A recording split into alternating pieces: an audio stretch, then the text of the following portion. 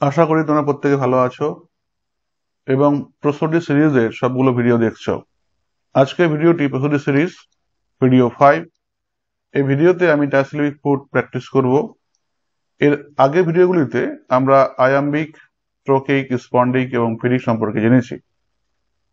এই ভিডিওতে ডায়াসিলেবিক ভেরিয়েশন যেগুলো রয়েছে, যেমন কাটালেকটিক, অ্যাসিফেলাস, হাইপারমেট্রিক্যাল, এই ভেরিয়েশনগুলো আমরা জানার চেষ্টা করব।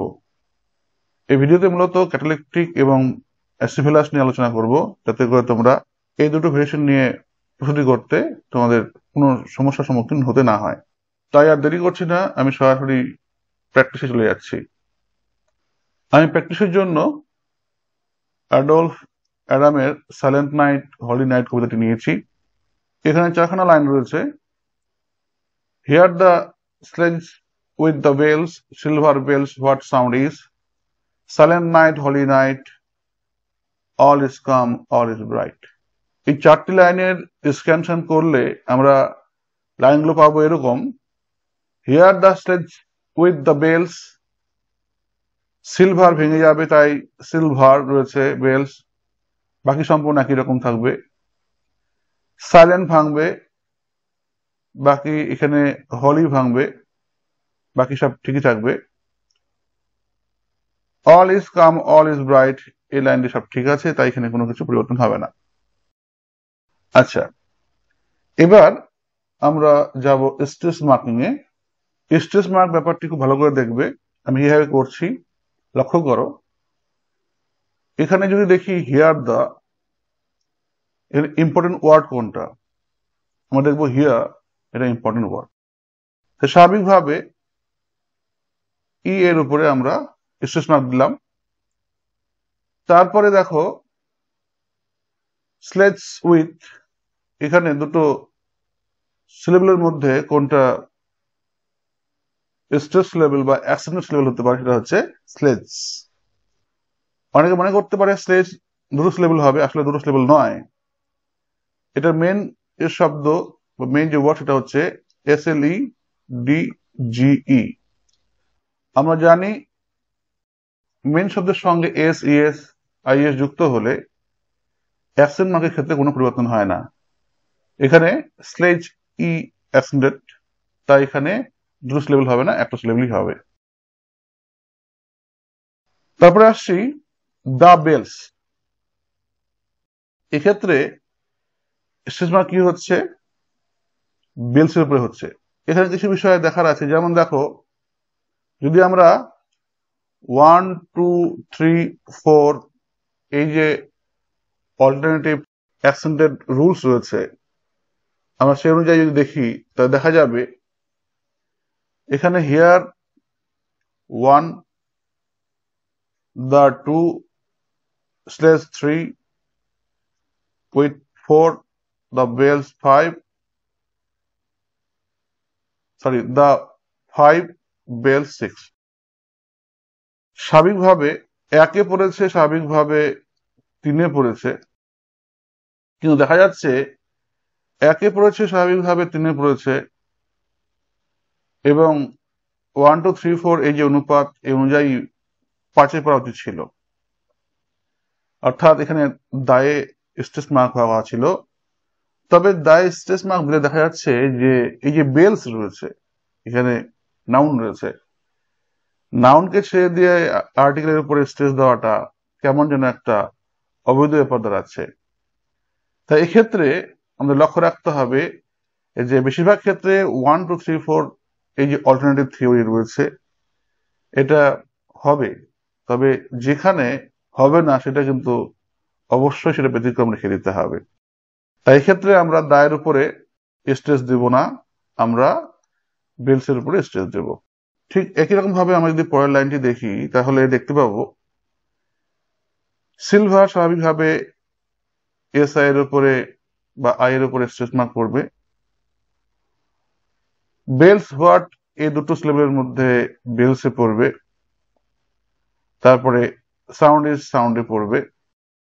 দিস আই এর পড়বে। এখানে দেখো 1, 2, 3, 4 যে অল্টারনেটিভ থিওরি, সেটা কিন্তু মিলে গেছে। যেমন দেখো 1 এ পড়েছে, 2 এ পড়েনি, 3 তে পড়েছে, আবার 5 এ পড়েছে, আবার 7 এ পড়েছে। হলো। পরের লাইনটি দেখো, ঠিক একই রকম ভাবে সাইলেন্ট এসআই এর উপরে পড়বে, নাইট হো নাইটের উপরে পড়বে।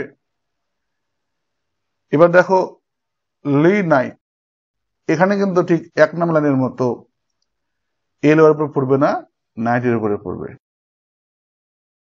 4 নম্বর লাইনটি দেখো, অল ইজ, এখানে আমরা অবশ্যই বুঝতে পারছি অল অ্যাকসেন্টেড। কাম, তারপরে এখানে দেখতে পাবো ঠিক একই রকম ভাবে 1 নাম্বার লাইন এবং 3 নাম্বার লাইনের মতো ব্রাইট স্ট্রেস মার্ক হচ্ছে। এবার কয়েকটা প্রশ্ন এখানে রয়েছে। দেখো, আমরা অল এর উপরে স্ট্রেস মার্ক দিলাম, স্বাভাবিকভাবে এই অল এর উপরে স্ট্রেস মার্ক দিলাম না কেন? অনেকেই বিতর্ক করতে পারে যে না, আমি কামের উপরে স্ট্রেস দিয়েছি, অল এর উপরে স্ট্রেস দেবো না, কারণ 1, 2, 3, 4 এই অল্টারনেটিভ থিওরি অনুযায়ী কামের উপরে পড়ছে, অল এর উপরে পড়ছে না। কিন্তু আবার অনেকে বলতে পারে যে না, আমি কাম এবং অল দুটোর উপরেই আমি স্ট্রেস দেব, তাই এক্ষেত্রে আমরা অল স্ট্রেস মার্ক দিতে পারি। তাই এই বিষয়টা পরিষ্কার করে বলি, আমরা 1, 2, 3, 4 এই যে অল্টারনেটিভ থিওরি ছিল বা অল্টারনেটিভ রুলস ছিল, এই অনুযায়ী 1 and 3 স্ট্রেসড অবশ্যই। কেউ যদি বিতর্ক করে তাহলে 3 এবং 4 দুটোকে স্ট্রেস মার্ক দিতে পারে। এক্ষেত্রে এই ফুটে কি বলা হবে? এই ফুটটিকে বলা হবে দুটোই স্ট্রেস বা অ্যাকসেন্টেড, সেটাকে বলা হবে স্পন্ডিং ফুট। তাহলে কাম অল, এই ফুটটা হচ্ছে স্পন্ডিং ফুট। হলো? আচ্ছা, এখানে অনেক কিছু লেখা হয়েছে, তাই সবগুলো লেখা সরিয়ে দিয়ে একদম অ্যাকচুয়াল স্ক্যানশনে আসি, তাহলে পরবর্তী ব্যাখ্যা সুবিধা হবে। এবার ব্যাখ্যায় আসছি। দেখো এখানে কটি ফুট বা কটি মিটার রয়েছে? 1, 2, 3, 1, 2, 3, 4, 1, 2, 3, 1, 2, 3। তা দেখা যাচ্ছে এই 4টে লাইনে বেশিরভাগ ক্ষেত্রেই আমরা 3টে করে ফুট বা 3টে করে মিটার পাচ্ছি, তাই তো? স্বাভাবিকভাবে এটিকে আমরা ট্রাইমিটার নির্বাচন করব। এবার দেখব স্ট্রেস মার্ক অনুযায়ী এই ফুটগুলোকে কি বলা হবে। যদি প্রথমে অ্যাকসেন্টেড পরে আনঅ্যাকসেন্টেড থাকে, তা সেটাকে বলা হয় টকিক ফুট। তাহলে আমাদের বেশিরভাগ ক্ষেত্রে দেখা যাবে যে এখানে ট্রোকেইক ফুট রয়েছে। আরেকটা বিষয় দেখতে হবে, এখানে দেখো দা বেলস, মানে আনঅ্যাকসেন্টেড অ্যাকসেন্টেড রয়েছে, তাহলে এই ফুটটিকে কি বলা হবে? Iambic foot. দেখো, আনঅ্যাকসেন্টেড, অ্যাকসেন্টেড। আচ্ছা, আরেকটা এখানে মজার বিষয় রয়েছে, সেটা হচ্ছে দেখো, এই সবগুলোই তো আমরা ট্রোকেইক পেলাম, কিন্তু এখানে দেখো দিস একটা স্ট্রেস লেভেল বা অ্যাকসেন্টেড লেভেল পড়ে আছে। এই যে দিস একটা অ্যাকসেন্টেড লেভেল পড়ে রয়েছে, এটাকেই বলা হয় ক্যাটালিকটিক ফুট, যেটাকে এখানে দেখানো হয়েছে। দেখো, যখন একটা ট্রোকিক ফুট থাকবে, অর্থাৎ একটা ট্রোকিক লাইন থাকবে, এবং ট্রোকিক লাইনের শেষে যদি একটা অ্যাকসেন্টেড লেভেল পড়ে থাকে, তখন এই অ্যাকসেন্টেড লেভেলটাকে বলা হয় ক্যাটালিকটিক ফুট বা ক্যাটালিকটিক ভেরিয়েশন। যেমন এখানে উদাহরণ দিয়েছি, পার্ট ইন হিম, তো এই ফুটটা রয়েছে ট্রোকিক ফুট, আর হিম এটা লাস্টে একটা স্ট্রেস ফুট রয়েছে বা স্ট্রেস লেভেল রয়েছে, তাই এটাকে বলা হবে ক্যাটালিকটিক ফুট। তাহলে দিস এখানে ক্যাটালিকটিক ফুট। ঠিক একই রকম ভাবে সাইলেন্ট ট্রোকিক হবে, নাইট হো ট্রোকিক হবে, লি নাইট আয়াম্বিক হবে। আমরা অল ইজ কাম অল টুকেই করলাম, অল ইজ ব্রাইট, সেটা আয়াম্বিক হবে। যদি তোমরা কাম অল দুটোই অ্যাকসেন্টেড করো তাহলে সেটা অবশ্যই স্পন্ডেইক হয়ে যাবে। হলো? তো এবার ব্যাখ্যা লিখছি। দেখো, the verb is written in trochaic trimeter with some variations.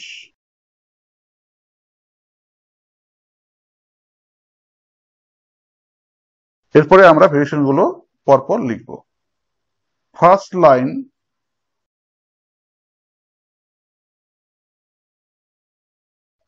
the last foot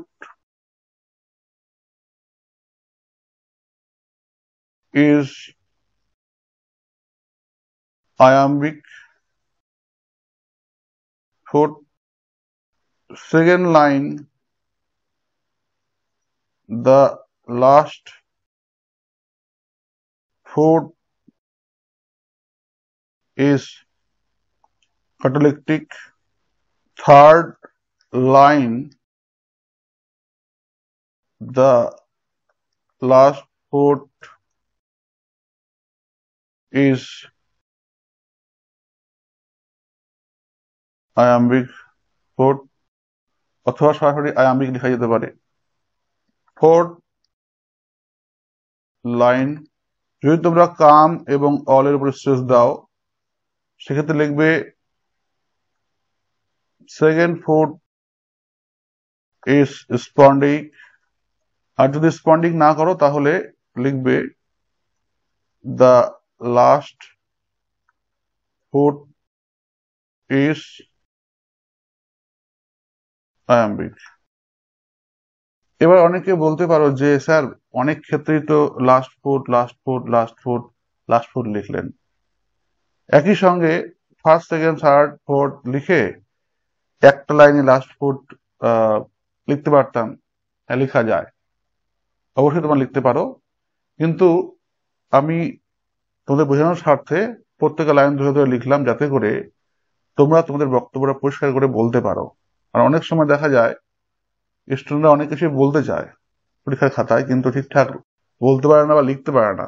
তাই আমি এভাবে সিরিয়ালে লিখে দিয়েছি যাতে করে তোমাদের ব্যাখ্যা লিখতে সমস্যা না হয়। এখানে আরেকটা ব্যাপার রয়েছে, আমি এই লাইনটি দিয়েছি কেন তার একটা কারণ রয়েছে। দেখো, স্ট্রেস মার্ক একই রকম থাকবে, সিল, বেলস, সাউন্ড, দিস, কিন্তু মিটার চেঞ্জ হয়ে যাবে। দেখো, এক্ষেত্রে আমি দিস শেষে রেখেছিলাম, কিন্তু দেখা যাবে এখানে সিল একে আগে রেখেছি এবং মিটারগুলোর ভাগগুলো কিন্তু আলাদা রয়েছে। এক্ষেত্রে হয়ে গেল প্রথমটা আনঅ্যাকসেন্টেড, পরেরটা অ্যাকসেন্টেড। আমরা জানি যখন কোনো ফুটে প্রথমটা আনঅ্যাকসেন্টেড পরেরটা অ্যাকসেন্টেড হবে সেটাকে বলা হবে আয়াম্বিক ফুট। এখানে দেখো, এখানে আমরা তিনখানা আয়াম্বিক ফুট পাচ্ছি এবং মাঝখানে একটা স্ট্রেস লেভেল পড়ে থাকছে। যদি এরকম হয় তখন তাকে কি বলা হবে? যদি আমরা কোন লাইনে সবগুলোই আয়াম্বিক ফুট পাই এবং আয়াম্বিক ফুটের আগে যদি একটা অ্যাকসেন্টেন্স লেভেল পড়ে থাকে সেক্ষেত্রে এটাকে বলা হবে অ্যাসিফেলাস ভ্যারিয়েশন। যেমন দেখো, এখানে উদাহরণ দিয়েছি, যেমন পার্ট ইন হিম, এখানে পার্ট একা পড়ে আছে আর এই দুটো হচ্ছে আয়াম্বিক ফুট। তো স্বাভাবিকভাবে এই পার্ট হচ্ছে অ্যাসিফেলাস ফুট বা অ্যাসিফেলাস ভ্যারিয়েশন।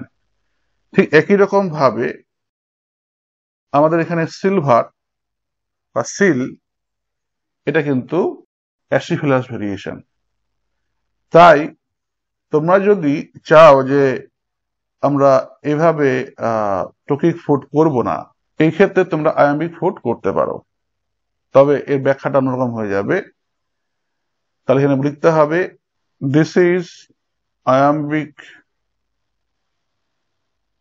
Tetrameter line. দেখো এখানে 4খানা মিটার রয়েছে। Syllables what sound is this? 1 2 3 4, তাই টেট্রামিটার লাইন হলো this is iambic tetrameter line. The first foot is acephalous, ACEPHALOUS। আজকে অনেকখানি আলোচনা হলো, তোমরা ভিডিওগুলো দেখবে, যদি কোনো সমস্যা হয় কমেন্টে জানাবে। প্রত্যেকে ভালো থেকো।